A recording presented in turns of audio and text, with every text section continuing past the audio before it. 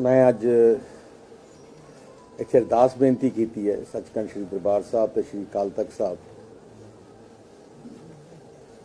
कि जिन्हों ने बेअदबी की है तो जिन्हों ने सियासत की है उन्होंने जिंदगी च भी उन्होंने कख ना रहे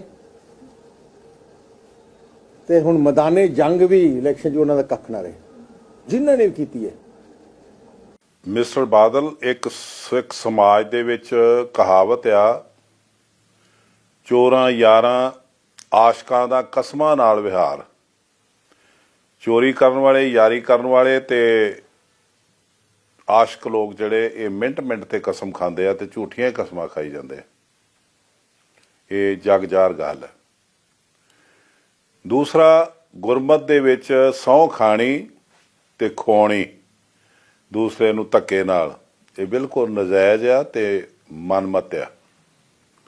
सिख दा यकीन ते किरदार इहो जिहा होना चाहिदा है कि लोग उत्ते यकीन करन, रब वर्गा भरोसा करन। बट जे खाणी होवे कसम ते अपने आप नूं सीधा करके वल कढ के सप जिहड़ा खुड च वड़दा ते वल कढ के वड़दा उतना नहीं वड़िया जांदा। तुसीं वल नहीं कढे अपने, तुसीं गुरमत दी मर्यादा नूं ओदी तसीर नूं अपने लहजे अनुसार ओदी परिभाषा बदली, ओदी डेफिनेशन ही बदल दी। सिख गुनाह करदा है तो पंजां सिंघां अगे पेश होंदा कि मेरे तो यह गुनाह हो गया जी, मैनू तनख्वाह लाओ। पर तुहाडी रीत की है प्यो पुत्तां दी, कागज़ ते लिख दिओ ते ग्रंथी साहब नूं कहो अरदास कर दे ते ਉਹਦੇ ਬਾਅਦ ਜਾ ਕੇ ਭਾਂਡੇ ਮਾਂਜ ਲਓ, ਤੁਸੀਂ ਕਲੀਅਰ ਹੋ ਜਾਂਦੇ ਹੋ। ਇਹ ਸਾਡੇ ਧਰਮ ਦੀ ਮਰਿਆਦਾ ਨਹੀਂ। ਮਿਸਟਰ ਸੁਖਬੀਰ, ਮੈਂ ਪਿਛਲੇ ਇਲੈਕਸ਼ਨਾਂ ਤੋਂ ਤੁਹਾਨੂੰ ਆਵਾਜ਼ ਕਰ ਰਿਹਾ, ਤੁਸੀਂ ਵੀ ਤੁਹਾਡੀ ਧਰਮ ਪਤਨੀ ਬੀਬਾ ਹਰਸਿਮਰਤ ਕੌਰ ਬਾਦਲ ਵੀ ਇਹ ਬੜੇ ਜ਼ੋਰ ਸ਼ੋਰ ਨਾਲ ਕਹਿ ਰਹੇ ਨੇ ਲਾਈਵ ਹੋ ਕੇ ਉਹਦਾ ਕੱਖ ਨਾ ਰਹਿ, ਉਹਦਾ ਕੱਖ ਨਾ ਰਹਿ ਜਿਨ੍ਹਾਂ ਸਿਆਸਤ ਕੀਤੀ, ਉਹਨਾਂ ਦਾ ਕੱਖ ਨਾ ਰਹਿ ਜਿਨ੍ਹਾਂ ਘੋਰ ਅਪਮਾਨ ਕੀਤਾ, ਬੇਅਦਬੀ ਕੀਤੀ। ਜਿਨ੍ਹਾਂ ਨੇ ਬੇਅਦਬੀ ਕੀਤੀ ਉਹਨਾਂ ਨੂੰ ਬਚਾਉਣ ਵਾਲੇ ਦਾ ਕੱਖ ਨਾ ਰਹੇ, ਉਹਨਾਂ ਨੂੰ ਪਨਾਹ ਦੇਣ ਵਾਲੇ ਦਾ ਕੱਖ ਨਾ ਰਹੇ।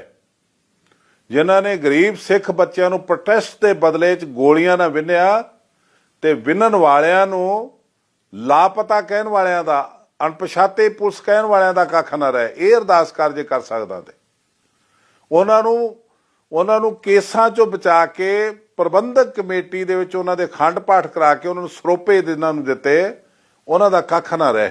ਇਹ ਅਰਦਾਸ ਕਰ ਜੇ ਕਰ ਸਕਦਾ ਤੇ ਪਰ ਤੂੰ ਕਰੇਗਾ ਨਹੀਂ। ਤੁਸੀਂ ਬਹੁਤ ਤੁਹਾਡੀ ਐਡਵਾਂਸ ਸੋਚ ਹੈ। ਤੁਸੀਂ ਸਮਝਦੇ ਰੱਬ ਤੇ ਹੈ ਹੀ ਨਹੀਂ, ਦੁਨੀਆ ਬੇਵਕੂਫ ਹੈ, ਅਸੀਂ ਇਹਨਾਂ ਨੂੰ ਬੇਵਕੂਫ ਬਣਾ ਲਾਂਗੇ ਇੱਦਾਂ ਕਹਿ ਕੇ ਸਿਆਸਤ ਕਰਨ। ਜਿਨ੍ਹਾਂ ਨੇ ਸਿਆਸਤ ਕੀ ਉਹਨਾਂ ਦਾ ਕੱਖ ਨਾ ਰਹੇ। ਇਹ ਗੱਲਾਂ ਚੱਲਣੀਆਂ ਨਹੀਂ। ਆ ਜਿਹੜੀ ਗੁਰੂ ਘਰ ਦੇ ਉੱਤੇ ਬੇਅਦਬੀਆਂ ਦੇ ਉੱਤੇ ਜੇ ਕੋਈ ਸਿਆਸਤ ਕਰਦੇ ਲੋਕ, ਸਭ ਤੋਂ ਮਾੜੀ ਗੱਲ ਕਰਦੇ ਜਿਹੜੇ ਸਿਆਸਤ ਕਰਦੇ ਆ ਤੇ ਜਿਨ੍ਹਾਂ ਨੇ ਬੇਅਦਬੀ ਕੀਤੀ ਹੈ।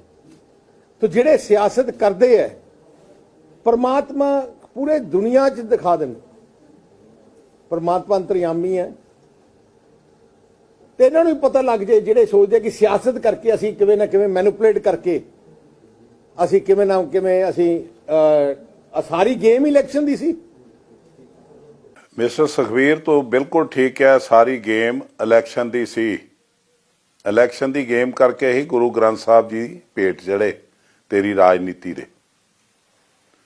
ਜਿਹੜਾ ਤੂੰ ਬਾਰ-ਬਾਰ ਕਹਿੰਦਾ ਨਾ ਰਾਜਨੀਤੀ ਕਰਨ ਵਾਲੇ ਇਹ ਰਾਜਨੀਤੀ ਜਿਹੜੀ ਆ ਇਹ ਕਿਹੜੇ ਲੋਕ ਸਨ ਕਰਨ ਵਾਲੇ? ਰਾਜ ਤੇ ਤੁਹਾਡੇ ਪਿਤਾ ਦਾ ਗੁਰੂ ਸਾਹਿਬ ਦਾ ਅਪਮਾਨ ਕਰਨ ਤੋਂ 3 ਸਾਲ ਬਾਅਦ ਤੱਕ ਰਿਹਾ। ਤੁਸੀਂ ਕਿਸੇ ਨੂੰ ਮੁਲਜ਼ਮ ਨਹੀਂ ਠਹਿਰਾਇਆ। 3 FIRਾਂ ਲਿਖੀਆਂ। FIRਾਂ ਦੇ ਮੁਤਾਬਕ ਕਿਸੇ ਸਿੱਟ ਨੂੰ ਕੰਮ ਨਹੀਂ ਕਰਨ ਦਿੱਤਾ। ਆਪਣਾ ਹੀ ਕਮਿਸ਼ਨ ਬਣਾਇਆ, ਉਹਨੂੰ ਸਹਿਯੋਗ ਨਹੀਂ ਦਿੱਤਾ, ਉਹਦੀ ਰਿਪੋਰਟ ਨਹੀਂ ਲਈ, ਉਹ 'ਤੇ ਅਮਲ ਨਹੀਂ ਕੀਤਾ। ਇਹ ਸਿਆਸਤ ਨਹੀਂ ਤੇ ਹੋਰ ਕੀ ਹੈ? ਇਹ ਠੀਕ ਕਿਹਾ ਤੁਸੀਂ ਕਿ ਮੇਰੇ ਖਿਆਲ ਨਾਲ ਇਹ ਹੋ ਸਕਦਾ ਪਰਮਾਤਮਾ ਨਾਲ ਤੁਸੀਂ ਕੋਈ ਸਲਾਹ ਕੀਤੀ ਹੋਵੇ ਤੇ ਉਹਨਾਂ ਨੇ ਤੁਹਾਨੂੰ ਦੱਸ ਦਿੱਤਾ ਹੋਵੇ, ਵਰਨਾ ਤੁਹਾਨੂੰ ਸਮਝ ਜਾਣਾ ਚਾਹੀਦਾ ਪਿਛਲੇ ਇਲੈਕਸ਼ਨਾਂ ਤੋਂ ਤੁਸੀਂ ਕਹਿ ਰਹੇ ਉਹਦਾ ਕੱਖ ਨਾ ਰਹੇ, ਉਹਦਾ ਕੱਖ ਨਾ ਰਹੇ। ਪਰ ਮੈਦਾਨੇ ਜੰਗ 'ਚ ਆ ਗਏ ਆ, ਮੈਦਾਨੇ ਜੰਗ 'ਚ ਵੀ ਉਹਨਾਂ ਦਾ ਕੱਖ ਨਾ ਰਿਹਾ, ਤੇ ਪਿਛਲੇ ਇਲੈਕਸ਼ਨ ਦਾ ਹਿਸਾਬ ਕਿਤਾਬ ਵੀ ਦੇ ਦਿਓ। ਜਦੋਂ ਦੇ ਤੁਸੀਂ ਸਹੁੰ ਖਾ ਰਹੇ, ਤੁਹਾਡੀ ਮਿਸਜ ਖਾ ਰਹੀ ਹੈ, ਉਹਦਾ ਕੱਖ ਨਾ ਰਹੇ, ਪਰ ਤੁਹਾਡਾ ਕੀ ਰਹਿ ਗਿਆ ਤੇ ਦੱਸ ਦਿਓ। ਕਿੰਨੀਆਂ ਇਲੈਕਸ਼ਨਾਂ ਹੋਰ ਦੇਖੋਗੇ? ਲੋਕ ਸਭਾ ਤੁਸੀਂ ਹਾਰ ਗਏ, ਬਲਾਕ ਸੰਮਤੀਆਂ ਤੁਸੀਂ ਹਾਰ ਗਏ, ਪੰਚਾਇਤਾਂ ਤੁਸੀਂ ਹਾਰ ਗਏ, ਵਿਧਾਨ ਸਭਾ ਤੁਸੀਂ ਹਾਰ ਗਏ। ਹੁਣ ਦੁਬਾਰਾ ਵਿਧਾਨ ਸਭਾ ਆ ਗਈ ਹੈ, ਇਹ ਵੀ 20 ਤਰੀਕ ਨੂੰ ਇਹ ਵੀ ਪਤਾ ਲੱਗ ਜੂ। ਪਰ ਜੇ ਤੁਸੀਂ ਇੱਥੇ ਹਾਰ ਗਏ ਤੇ ਫਿਰ ਉਹਦੇ ਬਾਅਦ ਕੀ ਅਰਦਾਸ ਹੈ ਤੁਹਾਡੀ, ਇਹ ਵੀ ਦੱਸਿਓ ਜਰਾ। ਉਵੇਂ ਹੀ ਜਿਹੜੇ ਆਪਣੇ ਆਪ ਨੂੰ ਪੰਥਕ ਜਥੇਬੰਦੀਆਂ ਕਹਿੰਦੇ ਆ,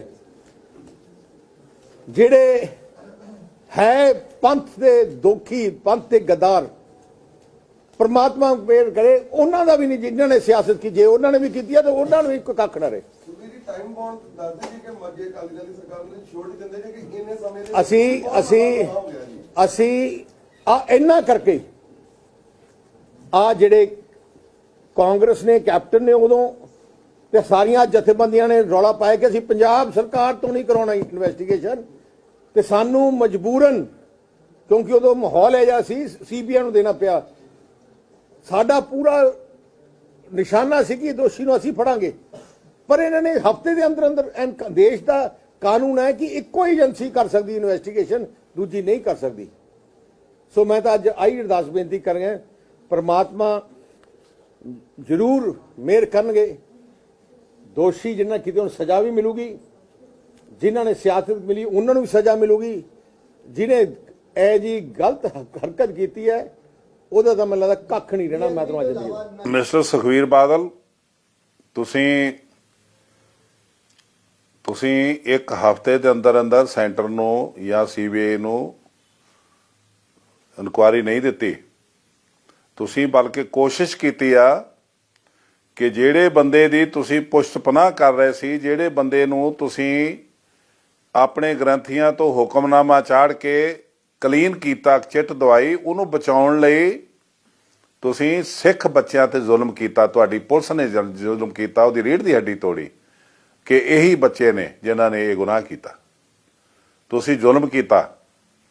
ਤੁਸੀਂ ਬਾਰ-ਬਾਰ ਲੋਕਾਂ ਦੇ ਪ੍ਰੋਟੈਸਟ ਦੇ ਬਾਵਜੂਦ, ਪ੍ਰੋਟੈਸਟ ਐਡਾ ਤਕੜਾ ਕਿ ਸਾਰੇ ਪੰਜਾਬ 'ਚ ਕੋਈ ਕੀ ਹਰੀਕੇ ਪੱਤਣ, ਕੀ ਬਿਆਸ ਦਾ ਪੁਲ, ਕੀ ਮਕੇਰੀਆਂ ਦਾ ਪੁਲ, ਕੋਈ ਰਸਤਾ ਮੇਨ ਦੱਸੋ ਕਿਹੜਾ ਚੱਲਦਾ ਸੀ। ਛੋਟੇ ਛੋਟੇ ਮਾਰਗ ਤੇ ਵੱਡੇ ਵੱਡੇ ਬੈਰੀਕੇਡ ਲੱਗੇ ਤੇ ਸਿੱਖਾਂ ਨੇ ਰਾਹ ਰੋਕੇ। ਉਹਨਾਂ ਦਿਨਾਂ 'ਚ ਬਰਾਤਾਂ ਫੇਲ ਹੋਈਆਂ, ਵਿਆਹ ਫੇਲ ਹੋਏ, ਮੰਗਣੀਆਂ ਟੁੱਟੀਆਂ ਔਰ ਹਾਰਟ ਅਟੈਕ ਹੋਏ। ਲੇਕਿਨ ਸਿੱਖਾਂ ਨੇ ਕਿਹਾ ਨਹੀਂ, ਇਹ ਪ੍ਰੋਟੈਸਟ ਜ਼ਰੂਰੀ ਹੈ ਕਿਉਂਕਿ ਸਾਡੇ ਗੁਰੂ ਦੀ ਪਵਿੱਤਰ ਅਜ਼ਮਤ ਦਾ ਸਵਾਲ ਹੈ। ਤੇ ਤੁਹਾਡਾ ਕੀ ਕਹਿਣਾ ਸੀ? ਇਹ ਵਿਹਲੜ ਨੇ ਜਿਹੜੇ ਧਰਨੇ ਦੇ ਕੇ ਬੈਠਦੇ ਨੇ। ਹੁਣ ਜਿਹੜੇ ਵਿਹਲੜ ਨੇ ਉਹਨਾਂ ਨੂੰ ਤੁਸੀਂ ਪੰਥਕ ਜਥੇਬੰਦੀ ਕਹਿ ਕੇ ਵੀ ਕਹਿੰਦੇ ਹੋ ਗਦਾਰ ਹੈ, ਉਹ ਗਦਾਰ ਸੀ। ਤੇ ਫਿਰ ਉਹ ਰਾਜਨੀਤੀ ਕਰ ਰਿਹਾ। ਫਿਰ ਤੁਸੀਂ ਕਿਰਪਾ ਕਰਕੇ ਦੱਸੋ ਵੀ ਇਹ ਧਰਮ ਦੀ ਮਾਲਾ ਤੁਹਾਡੇ ਦੋ ਪਿਓ ਪੁੱਤਾਂ ਕੋਲ ਹੀ ਹੈ। ਇਹ ਪਿਓ ਪੁੱਤਾਂ ਤੋਂ ਬਿਨਾਂ ਕੋਈ ਹੋਰ ਨਹੀਂ ਫੇਰ ਸਕਦਾ ਜਾਂ ਕਿਸੇ ਹੋਰ ਨੇ ਨਹੀਂ ਫੇਰੀ। ਕਮੇਟੀ 50 ਸਾਲ ਤੋਂ ਤੁਹਾਡੇ ਪਿਓ ਪੁੱਤਾਂ ਕੋਲ, ਤੁਹਾਡੀ ਉਹ ਪਲੇਟਫਾਰਮ ਬਣ ਕੇ ਰਹਿ ਗਈ ਪਰਿਵਾਰ ਦਾ। ਤੇ ਉੱਥੇ ਧਰਮ ਕੌਣ ਕਮਾ ਰਿਹਾ? ਤੁਹਾਡੀ ਸਿਆਸਤ ਉੱਥੇ ਕੌਣ ਕਰ ਰਿਹਾ? ਇਹ ਸਿਆਸਤ ਦੀ ਪਰਿਭਾਸ਼ਾ ਵੀ ਦੱਸ ਦਿਓ ਸਾਨੂੰ ਕੀ ਹੈ ਵੀ ਤੁਹਾਡੇ ਕੋਲ ਸਿਆਸਤ ਤੋਂ ਬਿਨਾਂ ਹੈ ਕੀ ਆ, ਤੇ ਕਿਹੜੇ ਧਰਮ ਦੀ ਤੁਸੀਂ ਗੱਲ ਕਰਦੇ ਹੋ। ਤੁਸੀਂ ਸਿੱਖਾਂ ਨੂੰ ਹੁਣ ਬੇਵਕੂਫ ਨਹੀਂ ਬਣਾ ਸਕਦੇ। ਤੁਹਾਡਾ ਅੰਤਲਾ ਸਮਾਂ ਆ ਗਿਆ। ਤੁਸੀਂ ਆਪੇ ਹੀ ਕਹਿਤਾ ਕਿ ਮੇਰਾ ਖਿਆਲ ਹੈ ਕਿ ਪਰਮਾਤਮਾ ਉਹਦਾ ਕਿਰਪਾ ਕਰਕੇ ਉਹਦਾ ਕੱਖ ਨਹੀਂ ਰਹੂਗਾ। ਇਹ ਬਿਲਕੁਲ ਠੀਕ ਹੈ। ਗੁਰੂ ਰਾਮਦਾਸ ਜੀ ਦਾ ਨਾਂ ਲੈ ਕੇ ਤੁਸੀਂ ਜਿਹੜਾ ਇਹ ਅਡੰਬਰ ਰਚ ਰਹੇ, ਗੁਰੂ ਰਾਮਦਾਸ ਜੀ ਦੇ ਕਿਰਪਾ ਨਾਲ ਉਹਦਾ ਕੱਖ ਨਹੀਂ ਰਹਿਣਾ। ਜਿਨ੍ਹਾਂ ਨੇ ਇਹ ਪਲਾਨਿੰਗਾਂ ਬਣਾਈਆਂ, ਜਿਨ੍ਹਾਂ ਨੇ ਦੋਸ਼ੀਆਂ ਨੂੰ ਮਾਫ ਕੀਤਾ, ਜਿਨ੍ਹਾਂ ਨੇ ਦੋਸ਼ੀਆਂ ਨੂੰ ਪਨਾਹ ਦਿੱਤੀ, ਜਿਨ੍ਹਾਂ ਨੇ ਗਰੀਬ ਬੱਚਿਆਂ ਦੇ ਕਾਤਲਾਂ ਨੂੰ ਸਰੋਪੇ ਦਿੱਤੇ, ਉਹਨਾਂ ਨੂੰ ਪਨਾਹ ਦੇ ਕੇ ਉਹਨਾਂ ਤੇ ਕੇਸ ਨਹੀਂ ਚੱਲਣ ਦਿੱਤੇ, ਉਹਨਾਂ ਦਾ ਕੱਖ ਨਹੀਂ ਰਹਿਣਾ। ਅੱਜ ਨਹੀਂ ਤੇ ਕੱਲ ਓੜਕ ਸੱਚ ਰਹੀ। ਇੱਕ ਸਮਾਂ ਆਉਣਾ ਹੈ, ਕੂੜ ਨਖੁੱਟੇ ਨਾਨਕਾ, ਓੜਕ ਸੱਚ ਰਹੀ। ਮੈਨੂੰ ਲੱਗਦਾ ਹੈ ਤੁਹਾਨੂੰ ਮੀਆਂ ਬੀਬੀ ਨੂੰ ਲੱਗਦਾ ਹੈ ਕਿ ਪ੍ਰਮਾਤਮਾ ਤੇ ਹੈ ਹੀ ਕਿਤੇ ਨਹੀਂ ਅਤੇ ਅਸੀਂ ਆ ਸਾਰਾ ਕੁਝ। ਜਲੇ ਹਰਨਾਸ਼ ਥਲੇ ਹਰਨਾਸ਼, ਅੱਜ ਸਾਰੀ ਜਗ੍ਹਾ ਬਾਦਲ ਤੁਸੀਂ ਸਮਝੀ ਬੈਠੇ ਹੋ, ਪਰ ਇਹ ਥੋੜੀ ਦੇਰ ਦੇ ਪ੍ਰਾਹੁਣੇ ਹੋ ਤੁਸੀਂ। ਇੱਥੇ ਵਰਤੂਗਾ ਸੱਚ ਤੇ ਦੇਖੂਗੀ ਦੁਨੀਆ। ਵਾਹਿਗੁਰੂ ਜੀ ਕਾ ਖਾਲਸਾ ਵਾਹਿਗੁਰੂ ਜੀ ਕੀ ਫਤਿਹ।